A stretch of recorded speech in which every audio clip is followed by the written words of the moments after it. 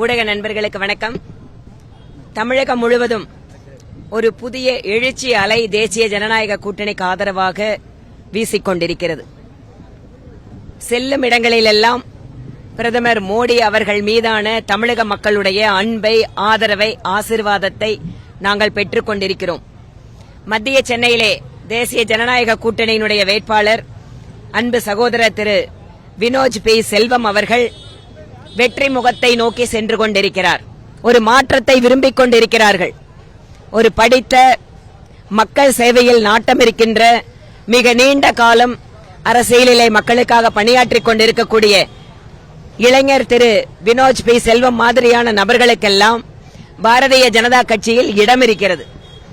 இந்த கட்சியில தான் பார்க்க முடியும், யார் எந்த ஜாதி பின்னணி என்பதை பார்க்காமல் யார் திறமையானவர்கள், யார் மக்களுக்காக சேவையாற்றக்கூடியவர்கள் என்று பார்த்து வாய்ப்பு வழங்கக்கூடியது பாஜக என்பது இப்போது இந்த வேட்பாளர் வாயிலாக நிரூபிக்கப்பட்டுக் கொண்டிருக்கிறது.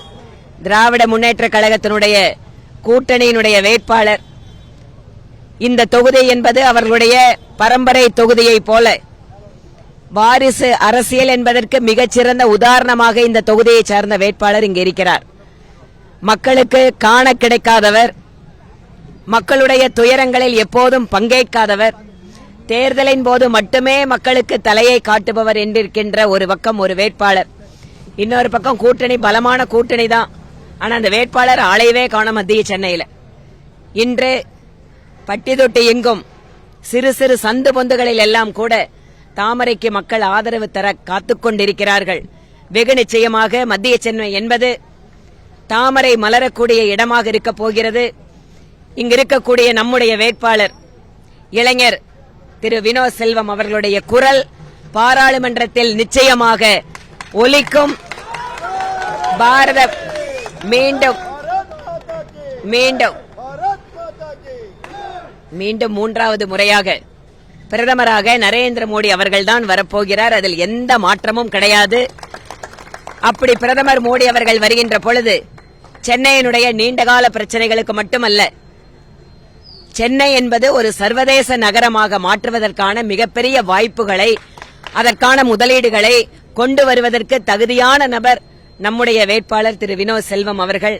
அவர்களுக்காக ஆயிரக்கணக்கான இளைஞர்கள், தன்னார்வலர்கள் களத்திலே பணியாற்றிக் கொண்டிருக்கிறார்கள்.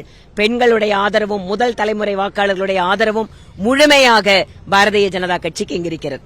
தேர்தல் நேரத்தில் மட்டும்தான் பாஜக தலைவர்கள் தமிழகம் வராங்க அப்படின்ற ஒரு குற்றச்சாட்டை மத்திய திரு தயாநிதி மாறன் அவர்கள் அவரை நினைச்சவர் பதில் சொல்லிட்டார் போல இருக்கு. அப்பப்ப இப்படியே பார்லிமெண்ட்ல தலை காட்டுறாரோ அந்த மாதிரி எங்களுடைய மத்திய அமைச்சர்கள் தமிழகத்திற்கு கடந்த ஒரு வருடத்தில் மட்டும் 90% அமைச்சர்கள் குறைந்தபட்சம் ஒரு முறை அல்லது 2 முறை வருகை தந்திருக்காங்க. அதெல்லாம் யாருக்கு தெரியும்னு கேட்டா, அமைச்சர்கள் இங்கெல்லாம் என்ன பண்றாங்க, என்ன திட்டம் தொடக்கி வைக்கிறாங்கன்னு தெரிஞ்சவங்களுக்கு தான் தெரியும். இவர் மாதிரியே அங்கங்க அப்படியே வெளியில போயிட்டு எப்பாவது ஒரு தடவை தலையை காட்டுறவங்களுக்கெல்லாம் அது தெரியாதுங்க. அதனால அவங்களோட உலகம் அப்படிங்கறது தனி உலகம். அந்த தனி உலகத்தை விட்டு சாதாரண ஏழை எளிய மக்களோட உலகத்துல அவங்க இல்ல. அதனால அவருக்கு தெரியாது.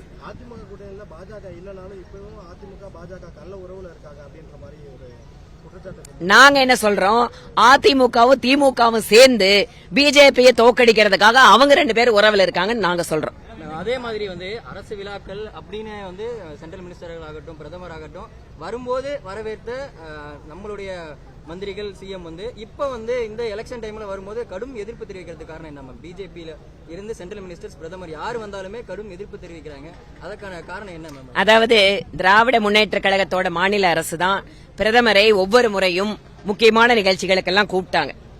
அப்ப அவங்களோட விழாவுக்கு பிரதமர் வந்தா அவங்களுக்கு பிரயோஜனம் இருக்கு. ஏன் செஸ் ஒலிம்பியாடு சர்வதேச ஈவெண்ட் தமிழ்நாட்டில் நடக்கும்போது பிரதமர் வேணும். ஏன் இவங்களோட கௌரவம் வேணும், இவங்க மரியாதை வேணும். அதே மாதிரி விளையாட்டு போட்டிகள் நடத்தும் போது மத்திய அரசாங்கத்திலிருந்து பணம் வேணும். அதனால பிரதமர் வேணும். இப்ப தேர்தலுக்கு வந்தா திமுகவோட அத்தனை ஊழல், வாரிசு அரசியல் இதெல்லாம் மக்கள்கிட்ட சொல்றோம்ல, அதனால அவங்களுக்கு எதிர்ப்பு தெரிவிக்கிறாங்க.